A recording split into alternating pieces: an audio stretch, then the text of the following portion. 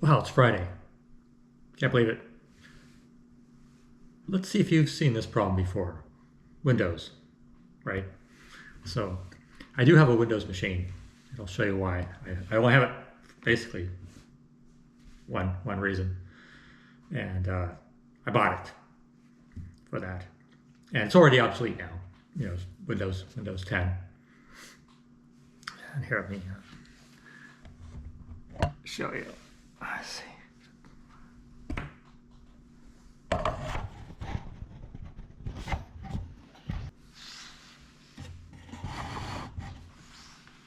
So, as we can see, mouse works fine, but then it stops working. So where's the task manager? Hey, there it is. Take your time. Okay, so I know it's not the driver, because the driver's working, and it's not the hardware. And let's see if I can.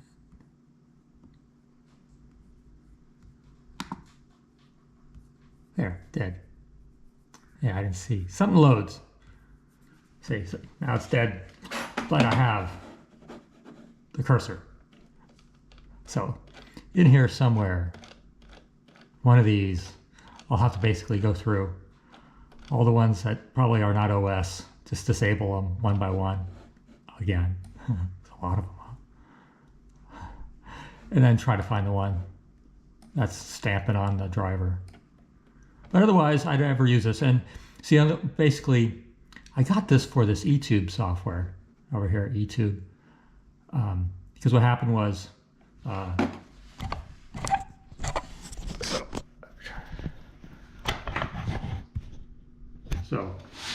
what happened was I had to get my bike.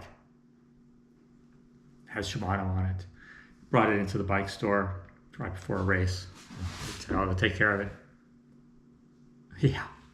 So during the race, it just kept skipping the chain. I realized they must have done something. Right. So I needed this eTube software, and at the time, it didn't have like a smartphone app, yet. So, and my old Windows was too old. I have like XP, right? And I still use like once a year. XP works better than this still. And so I had to get the software, eTube. And sure enough, they had made, there's a setting you can go in, and if you change the gear ratio off, so the gears are way off, then it won't work. How about that? And this software has been useful anyway, but yeah, I had to figure that all out myself. Because yeah, they were just going to be dicks. And that's the way it is here in San Francisco, pretty much everywhere. Anyway, so that's the Windows machine. So the only reason I really use it is really doom scrolling, just when I'm I went on the internet, YouTube. I'll look at YouTube on that just to punish me. It's so bad. It just punishes me, so it keeps me from spending much time doing that. It's a good thing to do. I consider Microsoft, that's their whole purpose, is to punish people. It's like the QWERTY keyboard of software out there. It's just QWERTY was designed to slow you down when you're typing too fast, because they would jam the keys. So that's how we got that, if you didn't know. And so I also have, it's not just, of course, the Mac. I have this old Mac here. That's I kept it going for a while by installing OpenSSL and all my own tools, because I had the development environment on there. Otherwise, it would have been a brick a long time ago, because just couldn't use it for the internet, nothing, because it was too old. The software was too old, and so I had to buy this one. And of course, the mouse, I had, because these Macs, these things are like hydrophobic. So if they even see like one drop of water on there, they'll just go crazy. You'll need to have the external mouse to keep it going until every molecule of water has evaporated on there.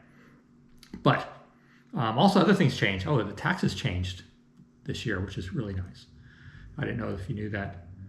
But one of the changes affected me, which they so if you last year I bought a new server computer. It was $16,331 for the server plus the SSDs, like 22,000 something, crazy. But turns out you can deduct basically the whole thing, depreciate the whole thing at once now. That was nice. So that saved me, at least saved it this year. So that's nice. But when I got the server, I wanted to put CentOS on it, right? And well, of course, nice server, I get it to arrive. And so this is the first server that I could not install from a CD, as it turns out. In the past, I would install from a CD, put the OS on a CD when you're installing a virtual, the physical hardware, not a virtual or anything. And well, of course, you can't fit the OS on the CD anymore. So, and it doesn't have a CD player anyway, right? You could put an external one on there, but it couldn't fit on there. So, of course, you figure out USB, USB stick. And of course, the formatting commands are different. Don't try, no, I even warn you, don't use the old commands that you used to use on a new system. No, it's all different. So, get that through that. And when I first installed, we had the tapes, of course, you've probably seen them. We had 7 or 8 tapes, 2,400-foot reel tapes, 50 pounds maybe. Boom. That we installed from. That was fun.